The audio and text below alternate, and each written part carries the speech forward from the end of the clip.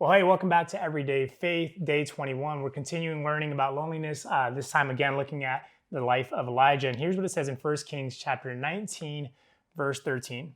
When Elijah heard it, he wrapped his face in his cloak and went out and stood at the entrance of the cave. And a voice said, "What are you doing here, Elijah?" Our lives tend to be crowded with noise, distraction, and hurriedness. We cram our schedules with activities and responsibilities, and in the meantime, we lose things like connection and intimacy with God. While times of loneliness and isolation can be difficult to manage and navigate, they can also be extremely fruitful and beneficial. The account of Elijah hiding in an abandoned cave in southern Israel reveals this critical lesson. In that cave, God would reveal himself not through an earthquake, not through a fire, and not even through strong wind, but rather a gentle whisper. He was showing to Elijah and us that his voice is heard in the stillness and quiet moments, the moments that we are not distracted, occupied, or busy. What are some ways you can take advantage of your loneliness and make it a time to hear God's voice more clearly? Now, maybe as much or more than any devotion in this entire month, this one is so specific and perfect for this time that we're in. If you're new to the community, you may not know this, but my family and I, we started and planted a brand new church a few years ago here in New York City.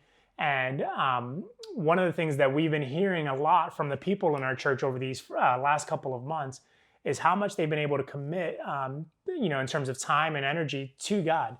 Because, like anywhere else, but especially in New York City, life here is so busy. The pace is frenetic. You're always doing something. There's always a reason to go out. There's always a reason to go to a new restaurant or to hang out with some friends or to catch up at this event or go to this show. And so life here just kind of like zips by. But this pause, this whole kind of lockdown has caused us to obviously all of those things have stopped. But it's also forced us to really reconsider our schedule and our priorities. And one of the exciting things as a pastor is that I've heard from our people just how much they've been able to commit to their time with God and their relationship with God. So it's been quite fruitful in that. And I think that's what we see here in this devotion, right? Like think about Elijah. He's gone off to this cave and there was an earthquake, there was a fire, there was a strong wind, all loud and boisterous things.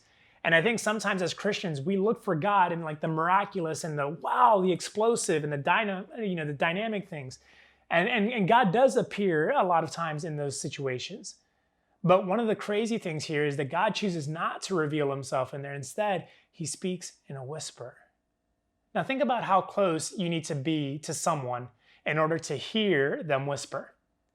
A whisper, you can't stand, 10 feet away and not hear and hear someone's whisper. You can't stand 20 feet or whatever. You have to be so close to hear someone whisper.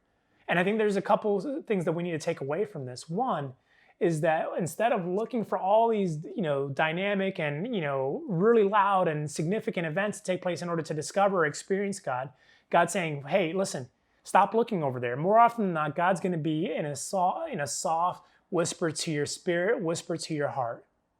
And two, another takeaway is that in order for us to hear a whisper, we have to be close to that person. So if we want to hear God's voice, we need to be close to God.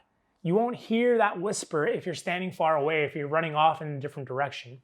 And then the third thing, and the most obvious in this, is that we need to remove the noise that gets in the way from us, being able to hear God's voice.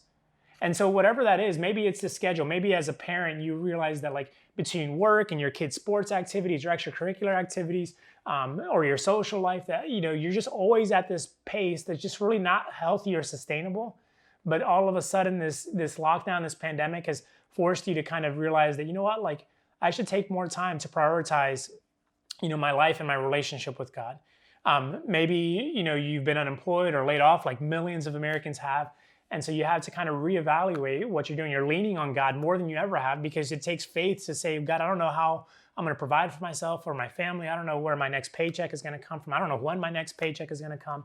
And so it's been a significant journey for you. But I think in this moment, there's some fruitfulness that can occur, especially if we choose to lean in and listen for the whisper, crowd out the noise, move that out, and look for God to speak in the small, still voice. See you guys tomorrow.